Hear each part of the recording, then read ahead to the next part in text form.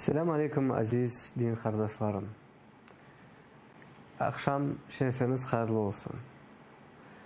Bugünkü mevzumuz ve bugünkü programımızda en büyük ve en güzel surenin manasını anlamaya çalışacağız. Bu programayı Allah'ın adının, Allah'ın isminin Bismillah deyip başlayarak ki inşallah. Elhamdülillahi Rabbil alemin. Salatu vesselamu ala eşrefil enbiyai vel murselin. Nebine Muhammed ve ala alihi ve sahbihi ecmaîn. Allah subhanahu ve teala Kur'an-ı Kerim'de Nasr sureyi indirdi. Ve bu surenin manası o kadar büyük ki Peygamberimizin Muhammed sallallahu aleyhi ve sellem sahabiler bu sureden iki manayı anladılar. Bu sure Allah subhanahu ve teala o surede böyle ayet ki Eûzu billahi mineşşeytanirracim Bismillahirrahmanirrahim İzâ câe nasrullâhi vel feth وَرَأَيْتَ النَّاسَ يَدْخُلُونَ فِي دِينِ اللَّهِ أَفْوَاجًا فَسَبِّحْ بِحَمْدِ رَبِّكَ وَاسْتَغْفِرْهُ إِنَّهُ كَانَ تَوَّابًا. Allah subhanahu ve teala bu güzel surede böyle diyor ki İzâ câe nasrullâhi vel feth. Allah'ın yardımı ve zaferi geldiği vakit وَرَأَيْتَ النَّاسَ يَدْخُلُونَ فِي دِينِ اللّٰهِ أَفْوَاجًا. Sen görürsün ki ey Muhammed ve senin yanında olan sahabiler siz hepiniz görürsünüz. İnsanlar İslam dinini cemaatle top top girecekler. İslam dinini kabul edecekler ve Müslümanlar daha çoklaşırlar. Lakin zafer gelgen vakit ve sizlerge kuvvet gelgen vakit, yani siz daha da çok olsanız ki ne yapmaya gereksiniz? Allah subhanahu ve teala diyor فَسَبِّحْ بِحَمْدِ رَبِّكَ وَاسْتَغْفِرْ اِنَّهُ كَانَ تَوَّابًا. O vakit Allah'a hamdlar getir. O vakit çokça tesbih et. Allah'ın adı yüksek olsun. Ve Allah'tan afu sorar ve istiğfar yap. Çünkü Allah subhanahu ve teala afu etmeyi seviyor. Ve insan tövbe ve istiğfar getirse Allah bunu kabul eder ve seviyor insan Allah'a istiğfarla gelse. Bu İnfak surenin manası pek büyüktür. Pek büyük ve pek balaban. Çünkü sahabiler bu ayetten iki şeyini anladılar. Birincisi, ey aziz Müslümanlar, ey peygamber, hususi sen ki bu dünyadan yakın gideceksin. Bu sure Peygamberimizin sallallahu aleyhi ve sellem uluma yakınlaşkanını Allah subhanahu teala bu surede aytıp geçti. Yani sahabeler bu sureden bunu aldadılar. Ey peygamber, Allah subhanahu teala sana zafer vermeye vaat etti mi? Allah subhanahu teala onun vaadini yerine getirdi. Peygamberimiz Muhammed sallallahu aleyhi ve sellem ve bütün Müslümanlar zafer kazandılar. İslam dinimiz daha da çoklaştı ve insanlar bu dinini kabul ettiler. Bu balaban zaferdir. Ve Peygamberimiz Muhammed sallallahu aleyhi ve sellem mektubu, risalatı sonuna geldi. Yani ey Peygamber, ey Muhammed sallallahu aleyhi ve sellem, Allah subhanahu ve teala sana vergen risaleyi, mektubu sen bütün insanlara yetip getirdin. Ve seni bu dünyadan almaya vakit geldi. Sahabeler bu ayetini, kim bu surenin ayetlerini anlayan soyu ağlap başladı. Çünkü onlar hepsi bu sureden anladılar Peygamberimizin sallallahu aleyhi ve sellem sonunu keli. İkinci manası, bu surenin ikinci manası, Allah subhanahu ve teala bizlerge terbiye veriyor. Allah subhanahu ve teala insana zafer vergen vakit, yardım vergen vakit, insan ne yapmaya gerek, insan ne yapmalı o vakit. Çünkü bu kısımda, bu yerde insanlar iki kısma bölünüyor. Bazı bir insanlar Allah subhanahu ve teala ona nimetlerini verse, ona kuvvet verse, ona zafer verse ve yardım etse, bazı bir insanlar değiller, bunu ben yaptım. Bunu ben yaptım ve ben özümün yaşayışımı özüm kuram. Bana bir kimse yardım yapmadı. Bu birinci kısım. İnsanlar kibirlenmeye başlayırlar. Lakin ikinci kısım, kim Allah ona bütün vergen nimetlerini koruyor da ve Allah'a şükürler ve hamdlar getiriyor. Ve Allah subhanahu ve teala bu surede bizlerini, Müslümanlarını ve Peygamberimizini sallallahu aleyhi ve sellem terbiye korsete ve terbiye veriyor. Nasıl biz Müslümanız, nasıl özümüz bu yaşayışta özümüzü alıp varmaya gerekimiz.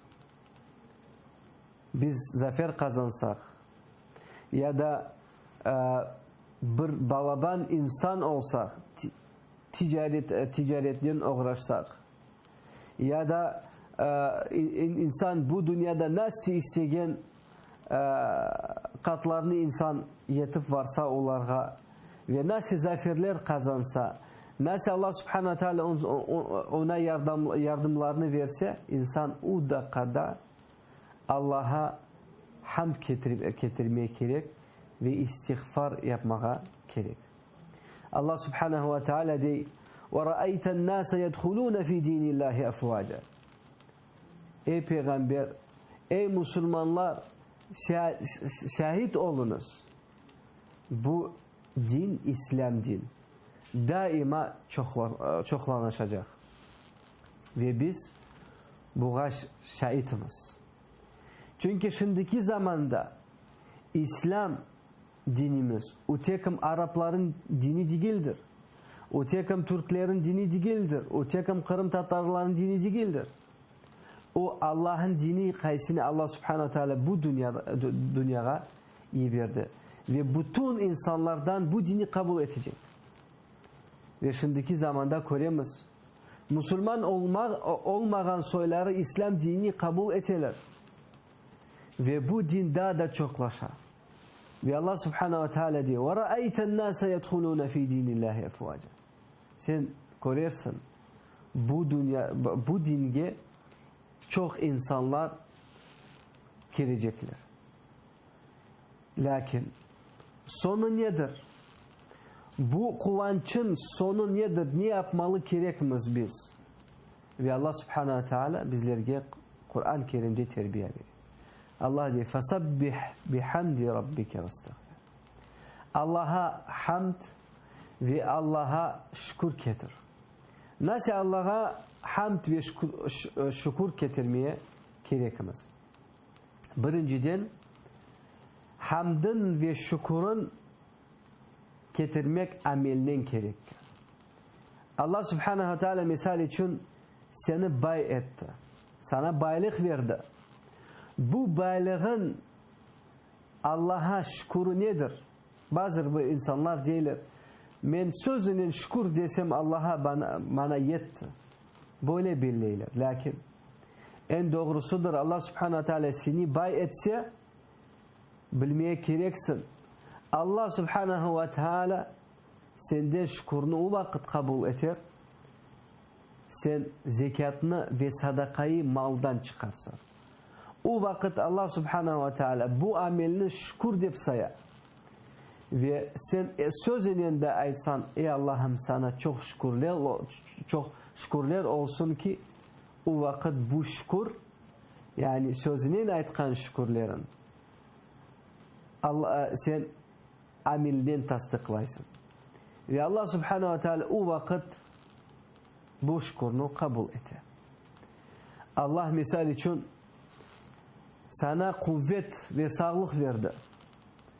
Bu sağlık ve bu kuvvetini ne yerde sen getiresin ve nasıl ameller yapasın.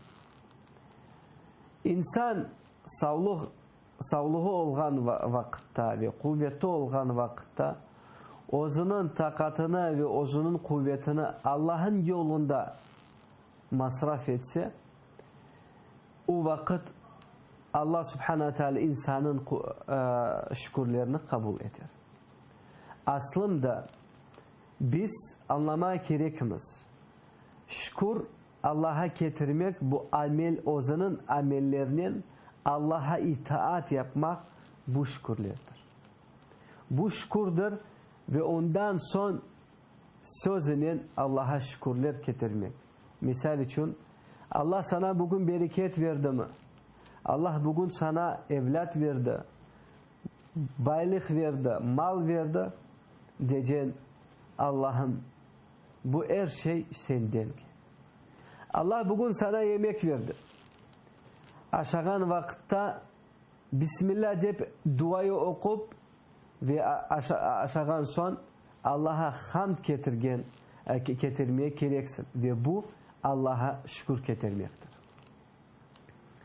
Ve Allah subhanahu wa ta'ala diyor, فَسَبِّحْ بِحَمْدِ رَبِّكَ.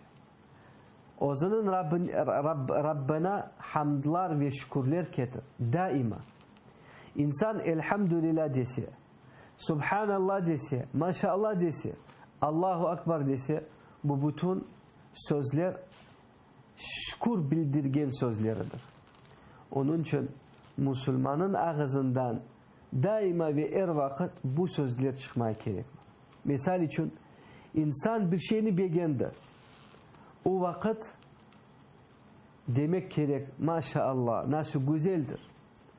Hem insan Allah'a şükür getirdi ve inşallah göstermez. Bir kere Peygamberimizin sallallahu aleyhi ve sellem zamanda bir insan başka bir dülber insanını gördü. Beğendi bu insanı. Ve maşallah demedi. Bu insan pek hastalandı ve ölecek idi. O vakit bu meseleyi Peygamberimizge sallallahu aleyhi ve selleme aytıp getirdiler. Ve Peygamberimiz Muhammed sallallahu aleyhi ve sellem soradı. Bu insanı bugün kim gördü? Sahabiler dediler, bu filan gördü bu insanı. O vakit Peygamberimiz Muhammed sallallahu aleyhi ve sellem çağırdı onu. Ve dedi, sen onu görgen vakit bir şey dedin mi? Bu insan cevap verdi. Ya Peygamberimiz bir şey aytmadım. Peygamberimiz Muhammed sallallahu aleyhi ve sellem açılı çıkıp o dedi. Bir şeyini kullanıp yani ya da bir şeyden kullansanız ve beğenseniz maşallah deniz. Çünkü insanın gözü o kadar kavi ki deveyi kazanın içine alıp vara ve insanı kabra alıp vara. Onun için insan bir şeyini bir şeyin güzelliğini görse, misal için ya da yaş balayı görse beğense, ya da misal için komşusu yanıp ev kurdu, ya da yanı araba aldı. O vakit bu şeyini beğensen maşallah diyeceksin. Ve bu insana ya da özüne bir şey alsan Allah'a hamdlar getireceksin. Ve Allah subhanahu wa ta'ala diyor وَاسْتَغْفِرْ Allah'a tövbe getir. Allah'tan afu sonra. Çünkü bu sıfatlar hamd getirgen söyleri ve Allah'tan afu getirgen söyleri bu peygamberlerin ve salih insanların sıfatlardandır. Ve o vakit Allah subhanahu wa ta'ala insana vergen zaferlerge, vergen nimetlerge, vergen yardıma Allah subhanahu wa ta'ala bereketini verecek.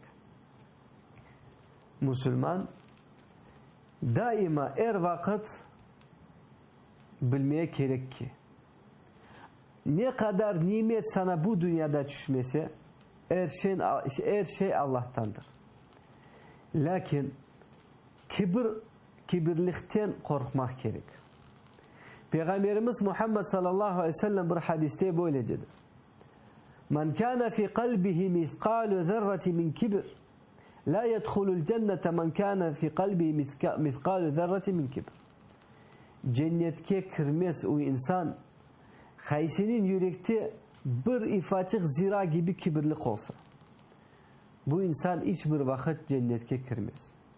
Çünkü kibir insanlarını Allah subhanahu wa ta'ala hiç sevmiyor. Onun için aziz din kardeşlerim,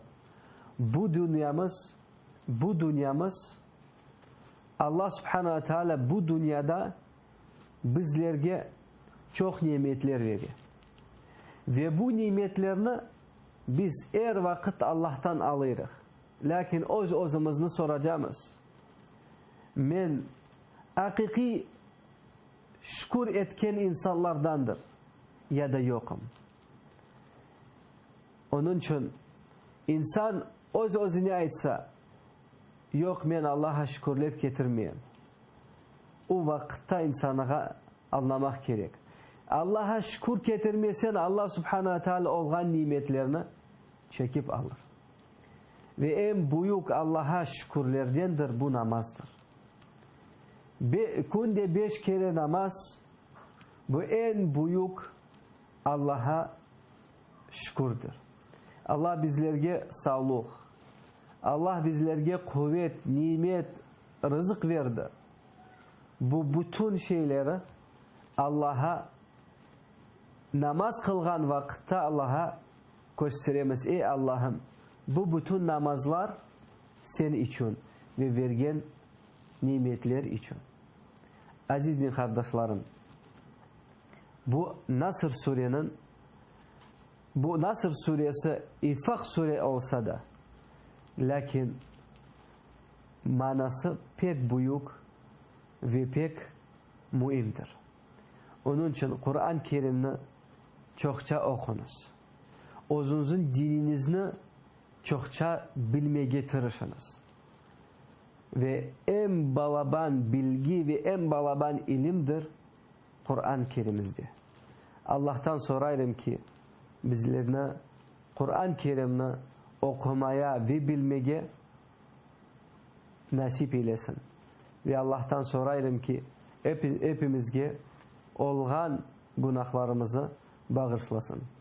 Gelecek efirimizge ben sizinle sağlıklaşırım. Allah'a emanet olun. Selamun Aleyküm ve Rahmetullahi ve Berekatuhu.